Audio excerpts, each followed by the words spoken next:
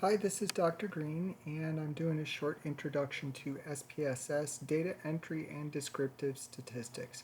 So I've already started the program, and this is the window that you'll see.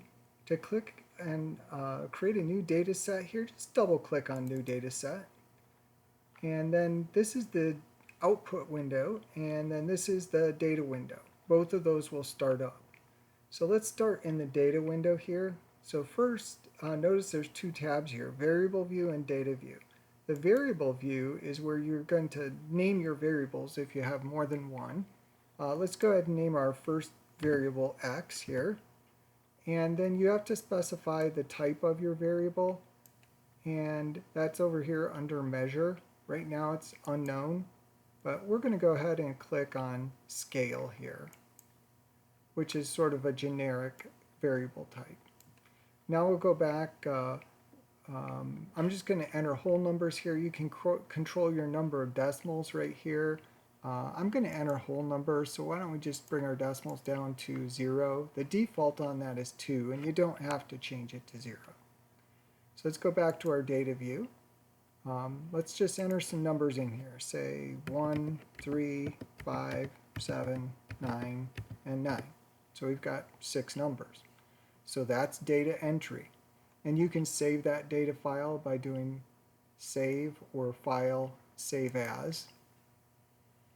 And you can save your data file. You can also save your output once it's generated. So that's data entry.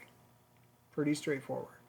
So now let's do some descriptive statistics. So go to Analyze, Descriptive Statistics, and your SPS tutorials on GCU tells you to go to descriptives, but you can get more information if you go to frequencies.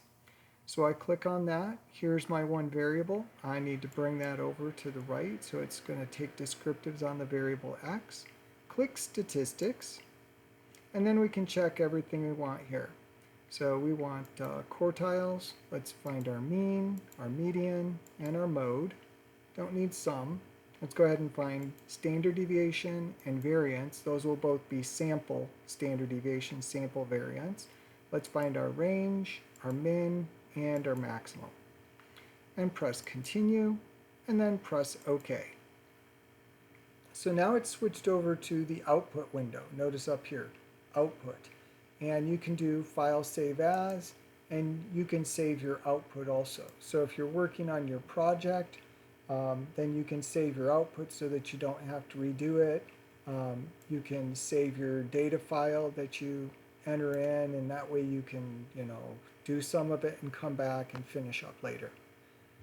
And then also when, if you have to turn anything in from SPSS in the data window, notice if you hover over your data, that it outlines it in yellow here. If you click on that and right click, then you can copy that and you can paste it into a Word document.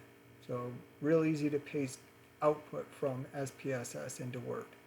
So notice here that our value, here's our variable x, our value of n, the number of pieces of data is 6 data pieces. Our mean was here, 5.67. Median is 6. Our mode, most frequent value, was 9. Sample standard deviation, right here, 3.26. Variance, 10.667. The range of the data was 8. That's 9 minus 1, max minus min, is the range. And then our Q1, 25th percentile, was 2.5. Median, which is the 50th percentile, 6. So notice here our median, 6. And then Q3, our 75th percentile, 9 of the data. And if you scroll down, it did a little bit more than we asked for. It also gave us a frequency distribution of the data.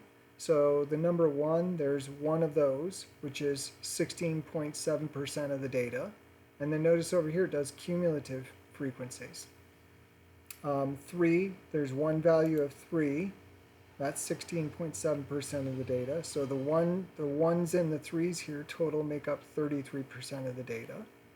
And then 5, 7, and 9, so on. So remember there were 2 9s out of 6 values, which is 33% of the data. And that's this 33%. And when you get down to that bottom value, that should be cumulative or cumulative relative frequency 100% of your data. So that's data entry and descriptive statistics.